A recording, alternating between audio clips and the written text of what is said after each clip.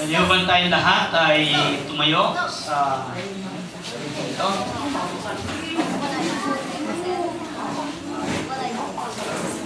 Papansin niyo po yung nasa screen. Pwede ho ba natin basahin ng sabay-sabay? Okay, 1, 2, 3. He who has an ear, let him hear what the Spirit says to the churches. To the angel of the church in Laodicea, write, these are the words of the Amen, the faithful and true witness, the ruler of God's creation. I know your deeds, that you are neither cold nor hot. I wish you were either one or the other. So because you are lukewarm, neither hot nor cold, I am about to spit you out of my mouth. You say I am rich, I have acquired wealth, and do not need a thing. But you do not realize that you are wretched, pitiful, poor, blind, and naked. I counsel you to buy from me gold refined in the fire, so you can become rich, and white clothes to wear, so you can cover your shameful nakedness, and salve to put on your eyes, so you can see. Verse 19, those whom I love, I rebuke and discipline. So be earnest and repent. Here I am, I stand at the door and knock. If anyone hears my voice and opens the door, I will come in and eat with him, and he with me. Last verse, to him who overcomes, I will give the right to sit with me on my throne, just as I overcame and sat down with my Father on His throne. Tayo po'y manalangin. Diyos sa aming Ama na makapangyarihan sa lahat, muli kami po ay haharap sa dulang ng iyong mga salita. Hayaan niyo, Diyos, na magpista ang aming puso't kaluluwa sa napakasarap na salita ninyo sa aming hapag. Sa gabi nito, Diyos, hipuin niyo po ang puso ng bawat isa sa amin. At nawawa, Diyos, lalong maging malalim ang aming pagkakilala sa iyo. Salamat po, Panginoon, sa gabi nito. Sa pangalan ni Jesus. Amen. Tayo po'y mga kaupunahan. Last night, o kagabi po, tinalakay po natin ang paksain ng tinatawag na personal revival. Ito po ay yung tinatawag nilang revival sa ating pong personal na mga pamumuhay. Sa gabi ito na ipangako ko po ng ating tatalakayin, ito po ay ang revival naman bilang isang iglesia. Isa pong pagbibigay ng tinatawag na summary sa ating natalakay kagabi. Ang revival, ito po ay hindi darating kung hindi natin kailangan. Ito ay hindi natin matatanggap kung ito ay hindi natin hihingin. Ang revival ay hindi po makakarating sa atin kung hindi natin aaminin ang ating kalalagayan na kailangan natin ng revival. Ang revival, ito po ay ang pagbabalik lakas. Ito po ay ang pagbabalik sigla. Ang revival, ito po ay nangangahulugan ng pagbabalik sa dati na nung unang araw na ikaw ay nakakilala sa ating Panginoon. Nagkaroon po tayo ng ilang mga pagtatanong kagabi. Natanong ko sa inyo, kung maalala po ninyo, nasabi ko nga, ang ating bang buhay panalangin ay kagaya nung dati? Or malaki na po may pinagbago? Ang ating panambahan, ang ating pag-aaral ng salita ng Diyos. Sa gabi pong ito, talakayin naman natin ang tinatawag na revival bilang isang iglesia. Sa marami pong nag-aaral, ang sabi nila, God can bless a nation when He blesses the churches. And God can bless the churches when the Lord begins to bless the family. And God begins to bless the family when God blessed us individually. Ganon din po ito sa revival. Wala pong bansa na kung saan magbabalik loob sa Diyos na lumikha ng langit at lupa kung wala pong iglesia na sama-samang magpapakumbaba, lalapit sa Diyos at pagkatapos hihingi po ng revival. Wala namang iglesyang magiging ganoon kung ang individual ay hindi po magkakaroon ng kani-kanyang revival. Kaya po ngayon, sa ating panahon, sabi nga po ng mga Bible scholars o mga nag-aaral ng Biblia, lalong-lalo na po yung mga tinatawag nila sa theology o sa bibliology, yung po mga tinatawag nilang mga dispensationalists. Ang dispensationalists, ito po yung mga nag-aaral ng Biblia ayon sa istorya, ayon sa suka, ayon sa arkeologo, na kung saan sinusuma, pinagsasama-sama nila yon at hinahati-hati nila ang mga panahon. At ito po ay nahati nila sa tinatawag nilang 7 bahagi. Kaya po, ang tawag sa kanila, dispensationalists. At ito pong 7 bahagi na pinaghati-hati nila nito, binigyan po nila ito ng tinatawag na prophetic meaning o kahulugan sa tinatawag na propesiya nung kanilang basahin ng aklat ng Apokalipsis. At lumitaw doon na ang Panginoong Jesucristo, kumikilos siya sa kanyang katawan sa istorya ng 7 iglesia sa Asia. Yung mga nag-aaral po ng Bible School, maalala po niyo doon, binanggit ang church, ang simbahan ng Efeso, Smyrna, Sardis, Philadelphia, hanggang sa nangyari po pinakahuli ay ang simbahan ng Laodicea. At sa simbahan po ng Laodicea, ito po ay binigyan ng salita ng Diyos ng diretsyo. Yun po yung ating binasa. Na kung saan ang kahilingan mismo ng ating Diyos. Ang sabi niya, sana, ang ninanais ko sa iyo, sabi niya, sana naging mainit ka na lang upang ibigay ko na yung reward mo. O di kaya sa mga oras na ito, sabi niya, sana lumamig ka na para parusahan na kita on the spot. Pero ang sabi ng Panginoon, hindi ka mainit, hindi ka malamig, ikaw ay maligamgam. Alam po ninyong kahulugan noon sa ating panahon ngayon? Simple lang. Sabi niya nila, pag hindi ka mainit, hindi ka malamig, ganito yun. Sino pa rin ang Panginoon ng buhay mo? Ikaw pa rin. Sino pa rin ang hari ng buhay mo? Ikaw pa rin. Kung ang buhay mo ay may kukumpara sa isang barko, ang kapitan, sa oras na ito, ikaw pa rin. Linggo, sasabihin mo, magsisimba ba ako? Hindi. Oo, hindi. Oo, hindi. Pag nagkulang yan, kasi tumatama palagi sa oo, sama daliri paan. Oo, hindi. Tutuloy ko yan. Ano? Bakit? Because you are the captain of your own ship. At ang masakit po sa ating time ngayon, maging sa pagbibigay, maging sa lahat ng gagawin, ang iniisip ko palagi, ikaw ang magpapasya, ikaw ang magdedesisyon sa buhay mo. Kaya sabi ng Biblia, hindi siya mainit, hindi siya malamig, siya maligamgam. Ngayon, dahil hindi siya pwedeng i-reward ng Lord, hindi siya pwedeng parusahan kaagad. Anong sinabi ng Panginoon? Isusuka kita.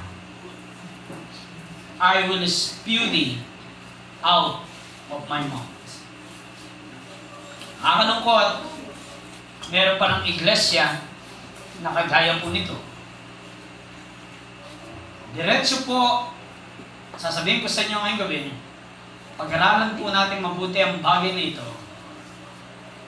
Gawin natin personal ito sa buhay natin. Last night, I tried sa prayer. Honestly, sabihin ko po sa inyo, sa personal lang, sa pansarili ko lang. Sabi ko, I was disappointed last night. Pero sabi ng Lord sa akin, na, may plano pa ako sa kanila. May plano ako sa kanila. Sabi ko, Lord, bakit ganon? Ba't ganon ang yung mga anak? Ba't ganon ang iglesia? Ba't ganon ang mga manggagawa? Ito bang kinamatay mo sa krus?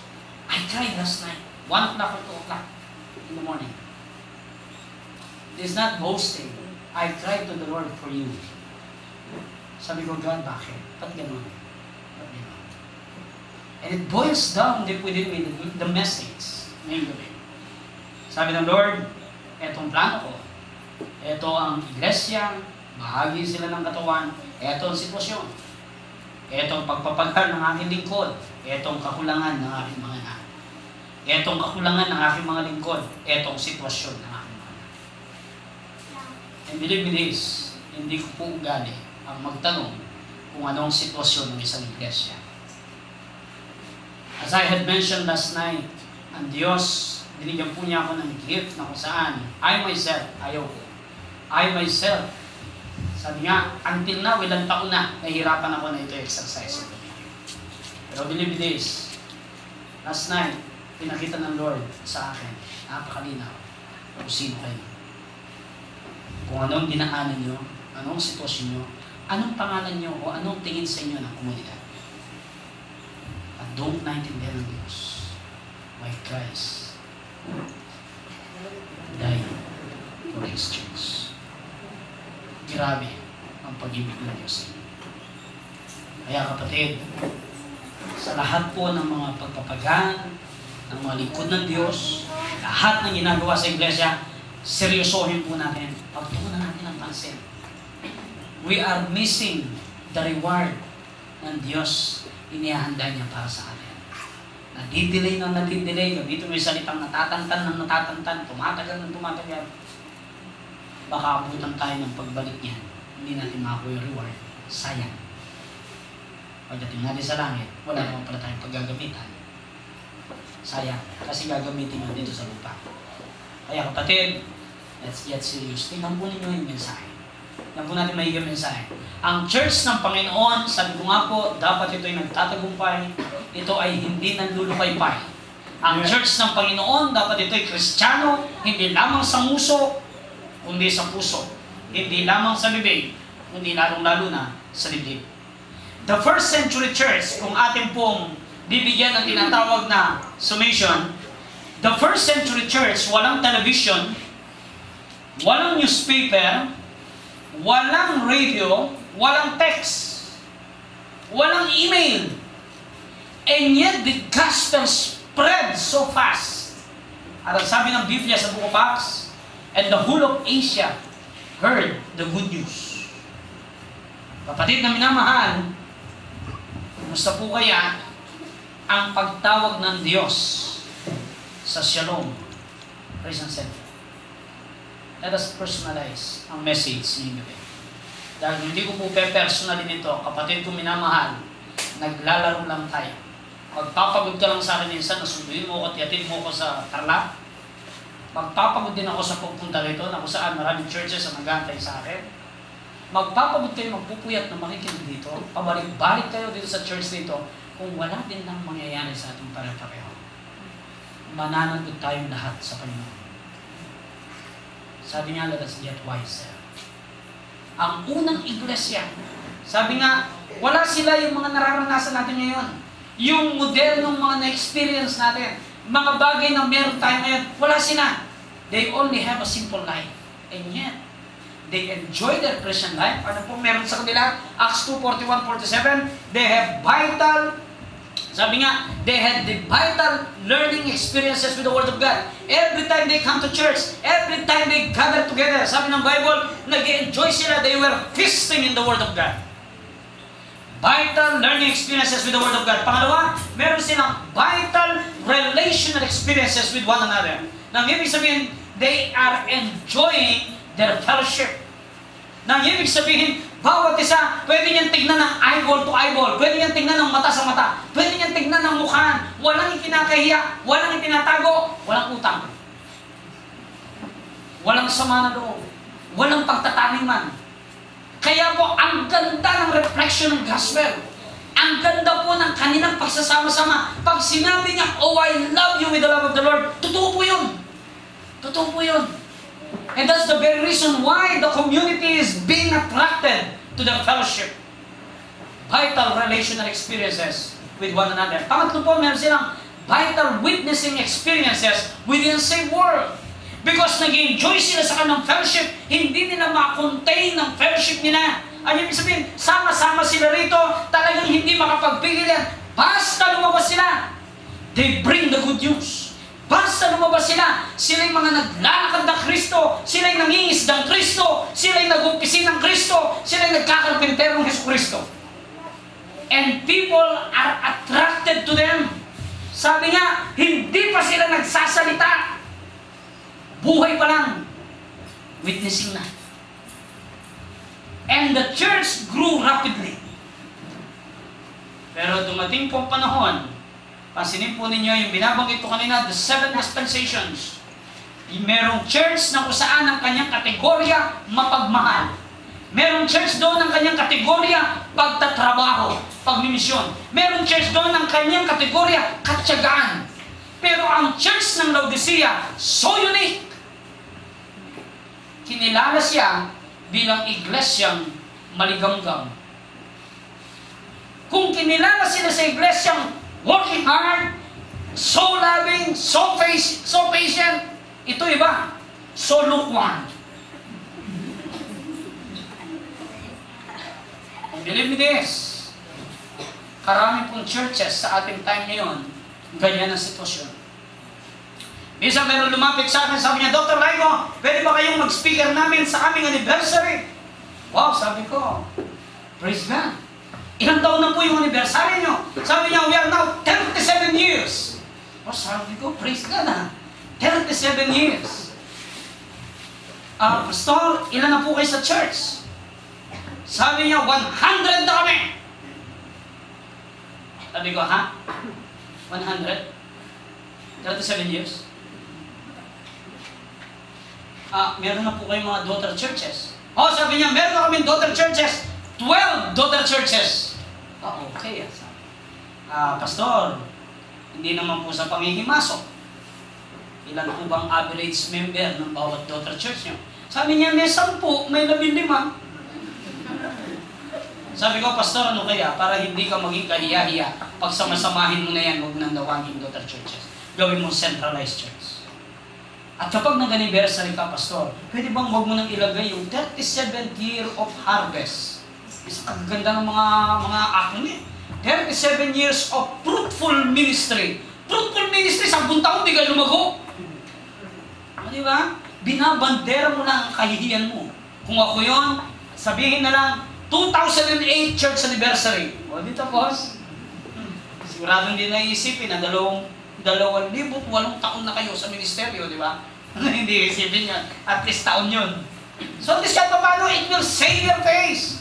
Sa ating pong time ngayon, kapatid ko minamahal, akala po ng mga iba na kung saan sa kanilang sitwasyon, nasa tinatawag nilang comfort zone. Yung bang kontento na, okay na doon. Pero ang tanong, hanggang dyan lang kayang gusto ni Kristo? O iyan kayang original na plano ni Kristo para sa iyo? Kapatid na minamahal, ang iglesia ng Panginoon, dapat ito ay patuloy na nagtatagumpay. Ang Laodicean Church, pasinin po ninyo ang kanyang sitwasyon. Binanggit po natin ito kagabi. Sabi ko nga, praktikal na indikasyon na kailangan ng isang iglesyang revival. Number 1, ang dumadalo ba sa pulong panalangin ay mas mababa pa sa kalahati ng kabuuan ng bilang ng mga miyembro. Pangalawang tanong, mas mababa pa ba sa 70% ng kaanib ang nagbabalik ng ikapo? Pangatlong tanong, dumarating ba ang mga kaanib sa araw ng pagsamba ng tama sa oras at may kasiglahan? Baka naman, meron pong isang church, baka naman kagaya nyo. Yung isang church na nangyari po pagka dumarating yung miyembro, Sunday service, para yung mga miyembro katatapos lang nilang nabaptize sa Kalamansi Juice. Nakita na ba kayo na nabaptismuhan sa Kalamansi Juice? Yung mga mukha nila, mukasim. Okay lang yun. Kung papasok sila, mukasim, okay lang yun. Bantayan mo ngayon paglabas. Pag lumabas, ganun pa rin ang mukha, hindi nakatulong ang iglesia. Kaya ako po sa inyo, Pastor, bago mag-start service, may digital camera ka nila kapatid. Habang pumapasok niyan sa lingkod, itatuhin natin ang mukha. Paglabas niyan, doon ka kagad sa labas, mauna ka lumabas, itatuhin mo rin. Pag ang mukha nila pare-pareho, wala. Pag ang mukha nila makasim pa rin, wala. Walang nagawa yung mensahe, walang nagawa yung kanantahan. Sunod po rito, mga minamahal. Kapag may magaganap na okasyon sa simbahan, ang mga karamihan sa kaanib ba natutuwang magtulong-tulong sa gawain? No?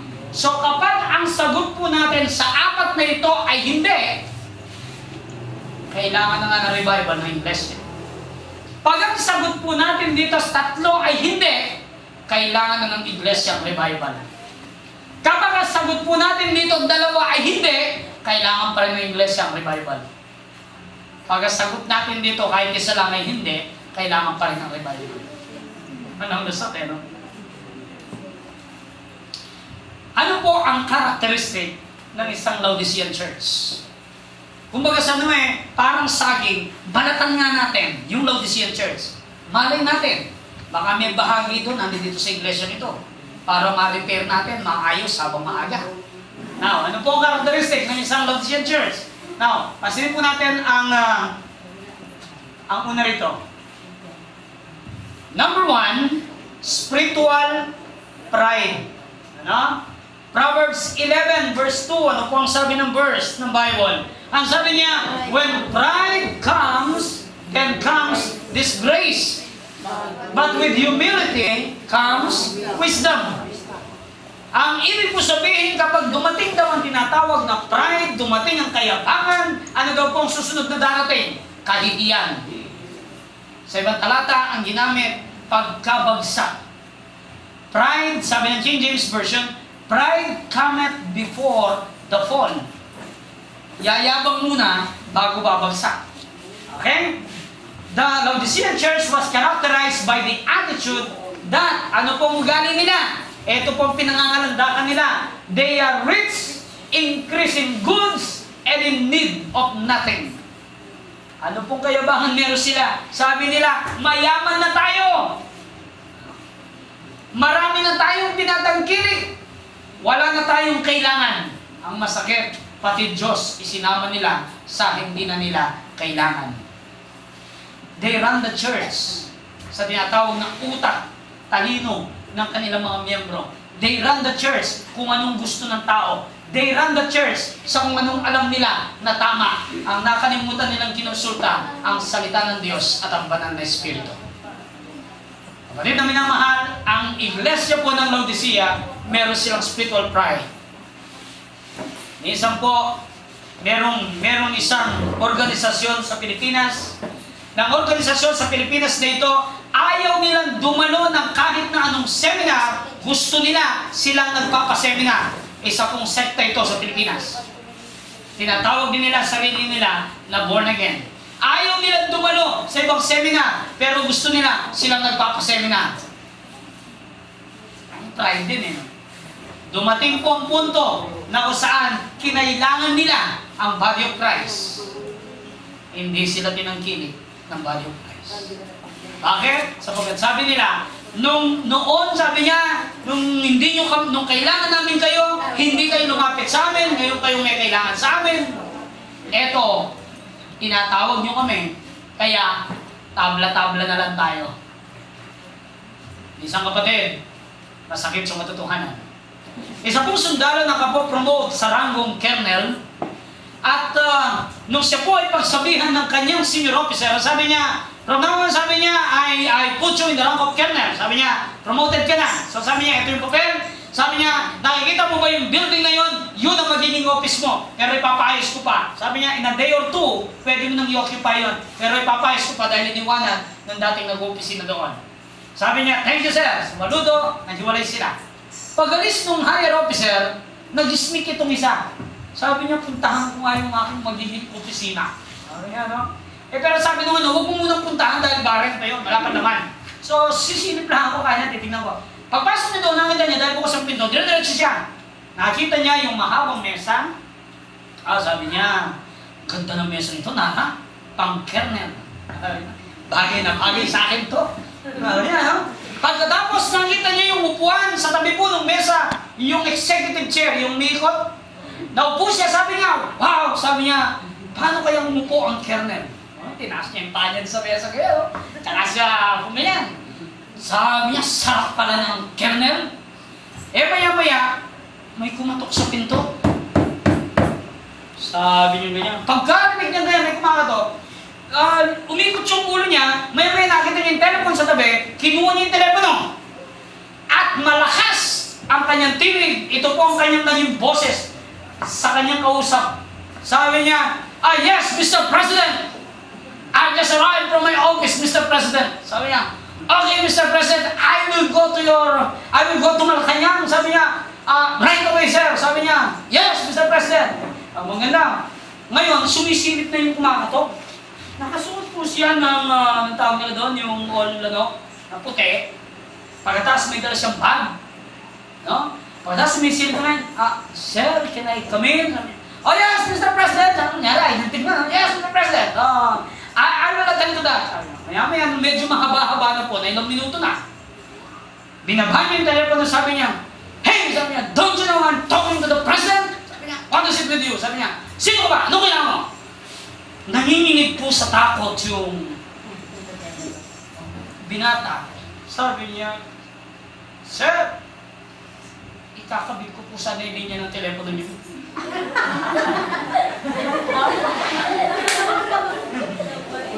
Ikakabit ko po sana yung linya ng telepono niyo. Doon nakikita kayo nitong nagyayabang-yabang. Wire niya nakabitin sa mesa. Hindi nakakonekta.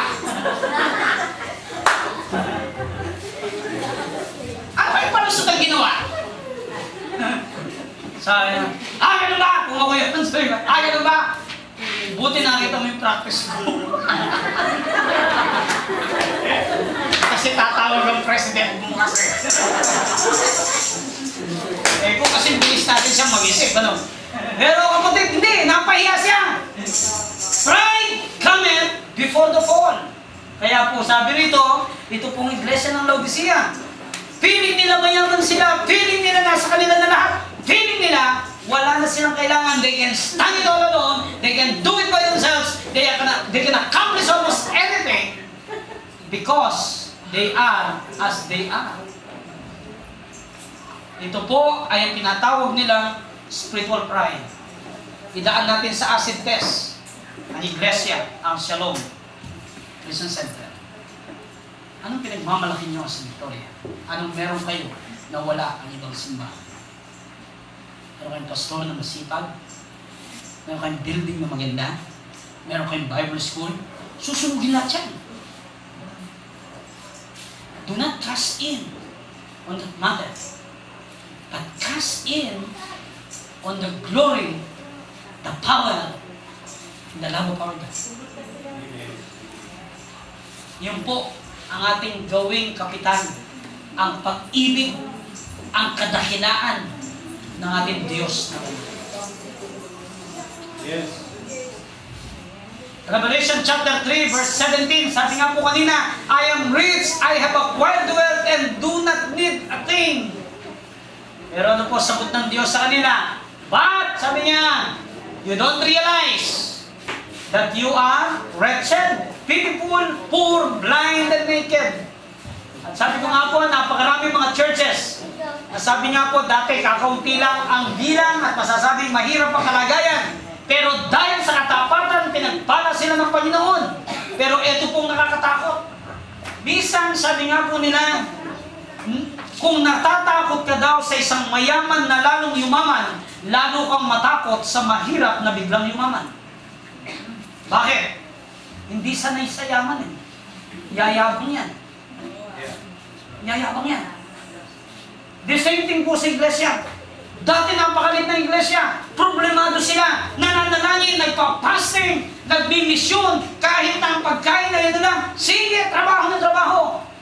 Gala ng gala para dalhin ang mabuting balita. And the Lord bless. Pinagpala ng Diyos. Lumaki. May kakilan, may nakakilala. Binigyan ng malaking pera. Nag-start ng ministry ng mas malaki, mas malawak. Pero nakakalungkot, hindi na sila nag-fasting kailanman. Piniksiyan na rin nila yung panalangin nila. Yung perang hawak nila, hindi na nila kung anong gagawin, ginawang eskwela. Yung mga pastor nila na kung saan, dati talaga, pastor, kung anong pagkain ko, sabi na senior pastor, yun din ang pagkain niya, sabi niya sa kanyang mga junior pastor. Ngayon hindi! Ang sabi niya, nagsikap ako, magsikap kayo. Bahala kayo sa buhay niyo.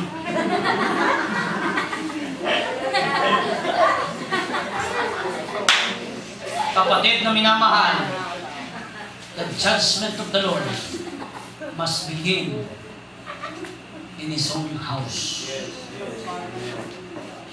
Magsisimula ito.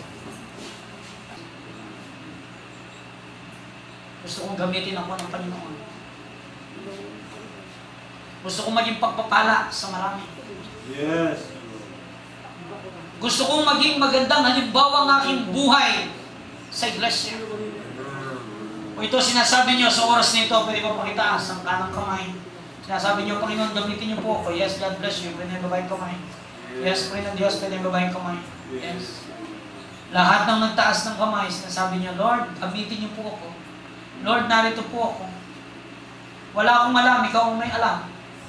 Wala akong lakas, ikaw ang aking kalakasan. Hindi ako matalino, ikaw ang aking karunungan. Basta gamitin niyo ako sa parang nais mo. Pwede ba tumayo ka sa oras na ito, kapatid?